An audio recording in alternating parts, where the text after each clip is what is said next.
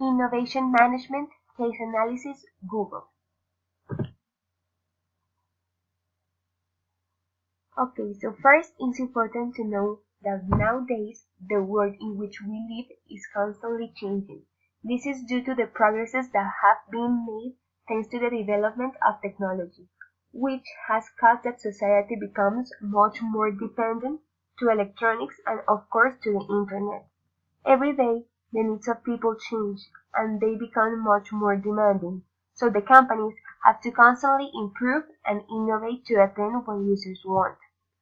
Power has shifted from companies to consumers, and each day their expectations are higher. That's why they have to develop new ideas, processes, and techniques, among others, to be more efficient and compete in the market.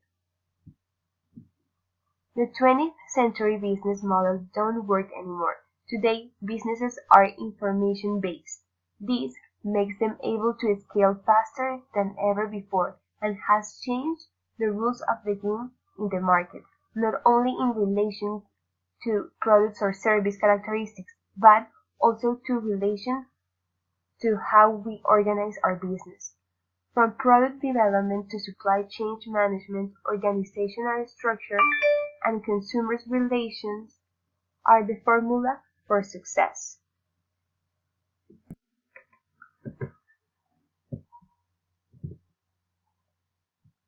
Okay, so what is an exponential organization? The term exponential organization was first heard in 2014 in an e-book wrote by Salim Ismail with the help of Yuri Van Gis, Peter Diamandis, and Michelle Malone. It's one of Amazon's best-seller books in startups, business management, and innovation. In this book, they define exponential organizations as an organization whose impact or output is disproportionately large, at least 10 times larger compared to its peers, because of the use of new organizational techniques that leverage exponential technologies. Okay, so exponential organizations use technologies such as the internet, mobile phones, digital coins, drones, 3D printers, biotechnology, nanotechnology, and artificial intelligence. This will revolutionize the world as we know it today during the next years. These technologies and their use evolve in an exponential way, that is, each year they double their power with regard to the previous year. That is why these technologies are called exponential technologies or accelerating technologies. An example of an exponential organization is Google. This company was founded in 1998 with the purpose of being the ones who organize the world's information and make it universally accessible and useful. They create Android, YouTube, Chrome, app Play Stores, maps, satellites, imaging, and many other innovations. And what started 20 years ago as the index of just a few million pages is now reaching into hundreds of billions of pages and links. Google's search engine is now an impossibly complex brew of machine learning, computer vision, and data science that finds its way into the daily lives of most of people in the planet. So, is Google an exponential organization? The answer is yes. Exponential organizations use crowdsourcing, connecting customers, and exchanging the physical for information. In the case of Google, they are known as the company that organizes the world's information. The company has created a way to increase their income, and they know how to predict and adapt themselves to the environmental changes delivered from the accelerating technologies. Google has created a bigger impact than their competitor, which in turn makes them better, faster, and cheaper than on their operations. I identify some factors that make Google an exponential organization. First is that they make use of collaborative technologies. Second is that they take advantage of existing accelerating technologies or exponential technologies. They count with individuals and multidisciplinary teams. They have a mission with a massive transformative purpose. They can auto-regulate themselves, and they take advantage of relationship with the public and the external community. So first, the collaborative technologies that Google uses are multilateral communication, shared documents, and cloud service. First, the multilateral communication. Okay, in this, the company works like a giant network in which every department is connected and they have multilateral communication, which means that the information travels faster and in an efficient way. Second is the shared documents. Google not only allows users but also their employees to share documents. This is a tool that connects a group of workers of the company and they are able to see any document directly from the network. They can even modify them, and this creates a true shared knowledge. And also, it generates that people help each other to create a collective knowledge. Okay, so the last collaborative technology is cloud service. Cloud is used by Google, and they create a set of programs and services hosted on a server connected to the network, accessible from any computer with an internet connection. There is no need to install apps, and also all the company information is stored there, which makes it easier to recollect data at the real time. This brings a lot of benefits like cost saving, accessibility, security, and multi-user structure. Okay, so the second factor that makes a Google exponential organization is accelerating technologies. Google is one of the most complex companies. They have an amazing core products that are all completely different and they are used in different aspects. When they created these services, they took something that already existed and transformed it, making it better and more innovative. Some examples of these are Gmail, YouTube, Chrome, and Android. So most people are commonly likely to use Google services, and here I'm going to show you some stats that prove it.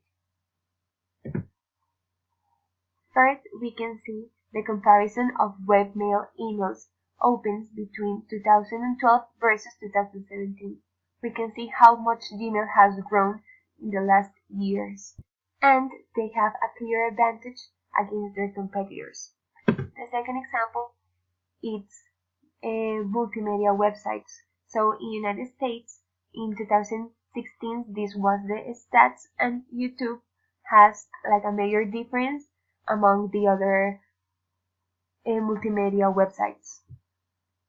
Okay, the next factor is individuals and teams. This company has fostered more than a management model. They have created a whole different culture in the treatment of its employees. The human capital of Google model is based on an innovative culture. Google trusts their employees and gives them freedom to work from home and not necessarily tied to a schedule. Also, the employees are free to dress as they want and they can even take their pets to work. This company makes us understand that the productive capacity of individuals is an important factor in the equation of the results of the company. Google has implemented remarkable innovative practice to maximize the potential of its employees. With these practices, Google is committed to invest in human capital as an element of success in its development strategy, and of course, its economic growth. The next factor is massive transformative purpose. The company has grown to dominate the searches on the net all over the world, and with this they have obtained a substantial portion of the advertising profits of the internet. The next factor is that they can auto-regulate themselves. So Google revolutionized search. This is because of the algorithm the creators developed years ago, that nowadays it almost works by itself and is anything but perfect.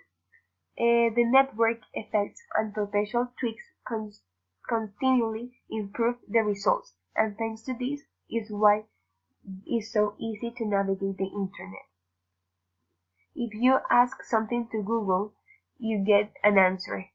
It's just how it works and is the best source of information in the planet.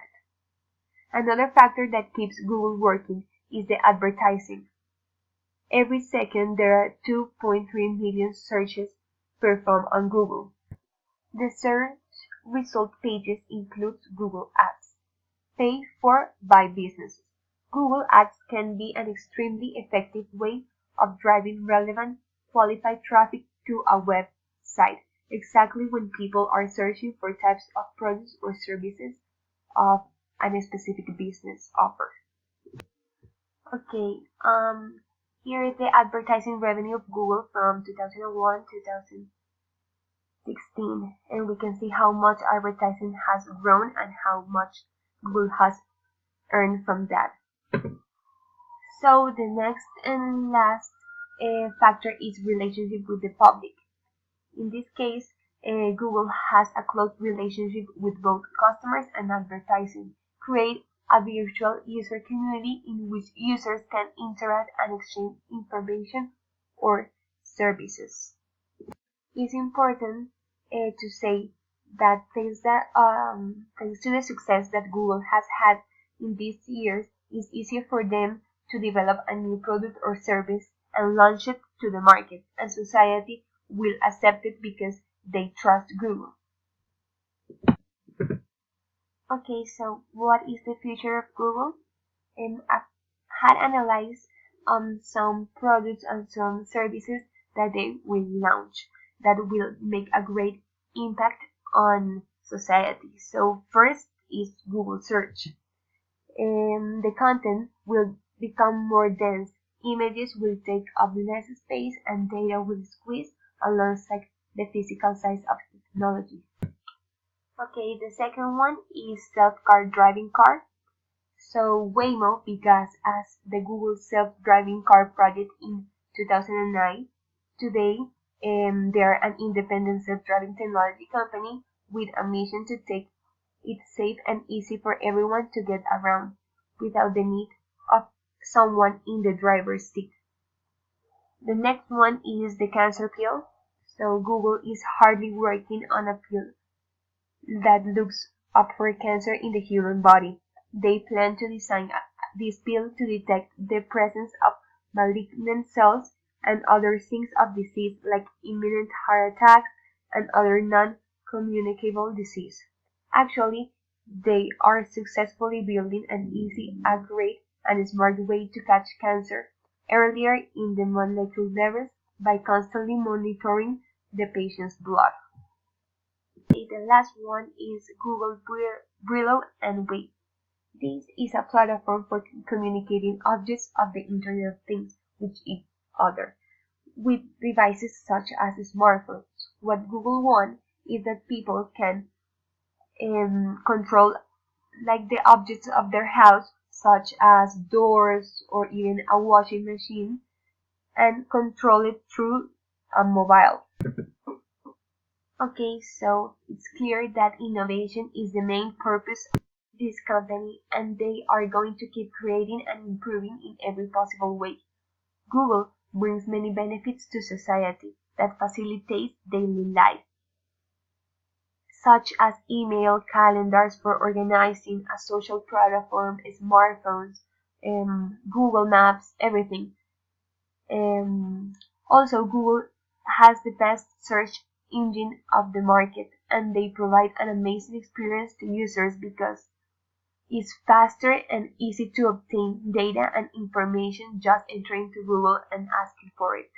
Google wants to satisfy consumers and that's why they will attend every demand, making their products and services better, and the cycle of improvement will continue each year.